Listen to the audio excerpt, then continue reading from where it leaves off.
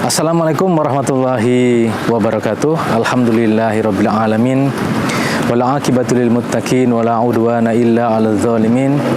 Assalatu wassalamu ala asyrafil anbiya'i wal mursalin sayyidina Muhammad wa ala alihi wa ashabihi ajmain. Amma ba'du.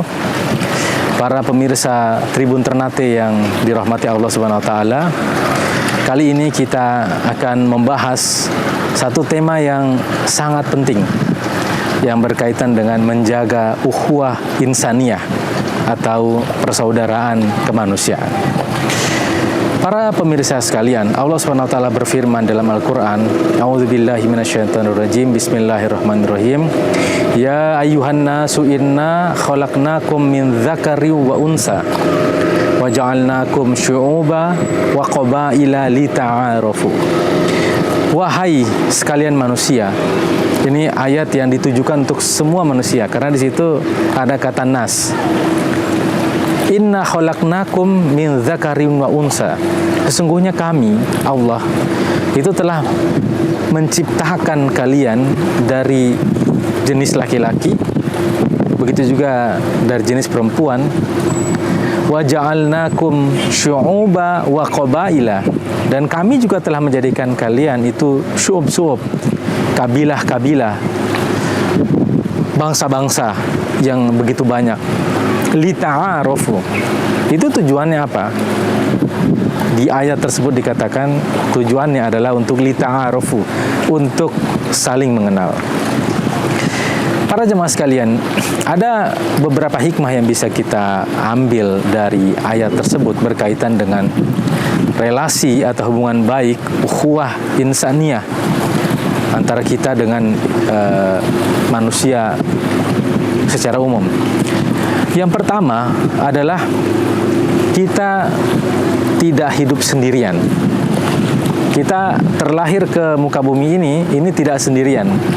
Ada orang tua kita yang membantu kita, ada bidan, ada juga dokter, ada juga saudara, ada juga tetangga yang membantu kita.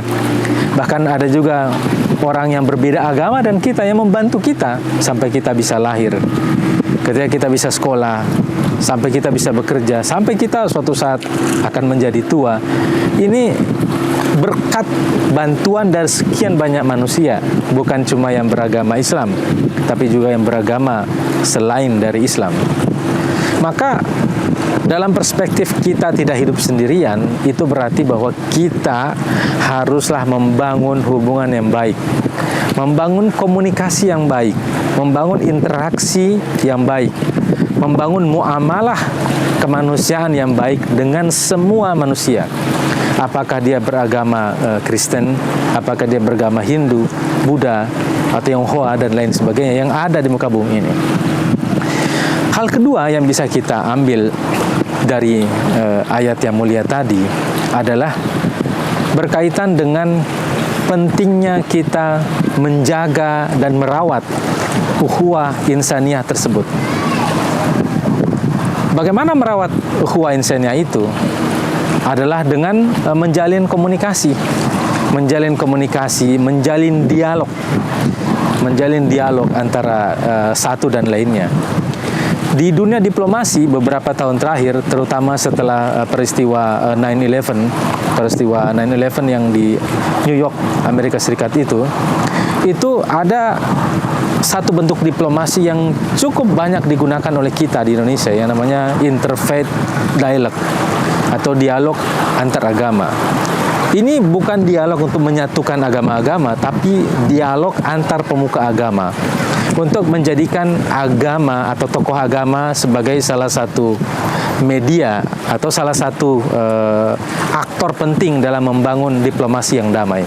Itulah kenapa di Indonesia Kementerian Luar Negeri misalnya waktu itu melakukan berbagai dialog antar agama di Indonesia, begitu juga di luar, untuk menyampaikan nilai-nilai kita, bahwa kita bangsa Indonesia adalah bangsa yang setuju, bangsa yang sangat menjunjung tinggi yang namanya dialog.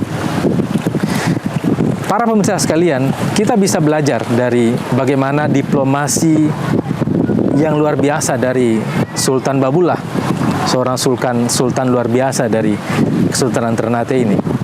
Jadi ketika Portugis melakukan kesalahan, yaitu dengan berkhianat dan membunuh Sultan Hairun di benteng, yang dilakukan oleh Sultan Babulla adalah melakukan dialog.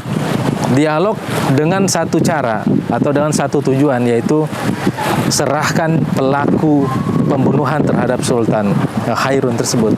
Tapi itu tidak dilakukan oleh Portugis. Maka yang dilakukan adalah bukan melululantahkan. Sultan Babulla tidak melululantahkan, tidak melakukan yang namanya collateral damage atau kehancuran yang masif, tapi beliau melakukan yang namanya hanya melakukan bentuknya boykot seperti itu. Jadi bangsa Portugis hanya di benteng, mereka tidak kemana-mana, dan itu berlaku selama beberapa tahun ya. Tapi tidak dihancurkan oleh Sultan Babulla. Ini menunjukkan bahwa Sultan Babulla sebagai seorang sultan besar itu mencintai manusia. Dia tidak ingin menghancurkan manusia. Yang dia inginkan adalah menegakkan keadilan. Dan dia tidak ingin orang yang tidak bersalah itu menjadi hancur gara-gara beliau. Nah, di sini kita lihat bagaimana seorang pemimpin ini bisa bersikap bijaksana, bisa bijaksana dalam mengambil sikap. Dan ini yang bisa kita teladani, dan saya kira sangat penting untuk kita pelajari dari kisah beliau. Yang lain, para pemirsa sekalian, adalah berkaitan dengan bagaimana kita membangun hubungan baik dengan bangsa-bangsa yang berbeda dengan kita.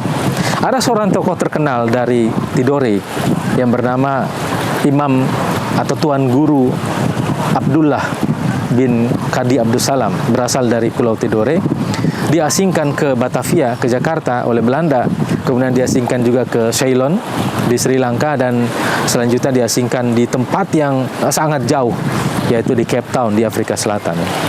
Nah, di sana ketika beliau di penjara itu, beliau berinteraksi yang baik dengan sekian banyak orang penjara. Bahkan yang luar biasa ketika di penjara itu adalah beliau menulis Al-Quran dengan mengandalkan ingatan beliau yang luar biasa. Beberapa tahun lalu kami pernah berkunjung ke Masjid Al-Awwal, masjid pertama yang didirikan di Afrika Selatan, khususnya di kota Cape Town itu, yang didirikan oleh Tuan Guru Abdullah dari Tidore tadi. Dan di situ dipajang Al-Quran yang ditulis tangan oleh beliau. Jadi selain beliau berinteraksi yang luar biasa dengan sesama Islam, beliau juga membangun hubungan baik dengan kalangan non-Islam di penjara, begitu juga di masyarakat Cape Town. Maka para jamaah sekalian, marilah kita sama-sama menjaga hubungan baik kita tidak hanya dengan umat Islam, tapi juga dengan umat-umat lain di luar Islam. Semoga dengan demikian kita menjaga, merawat, dan menciptakan kehidupan yang damai, yang harmonis di masyarakat kita, khususnya Indonesia yang majemuk ini, dari agama, etnik, dan lain sebagainya. Semoga Allah merahmati kita semua, dan sampai ketemu di lain waktu. Billahi taufiq wal hidayah. Wassalamualaikum warahmatullahi wabarakatuh.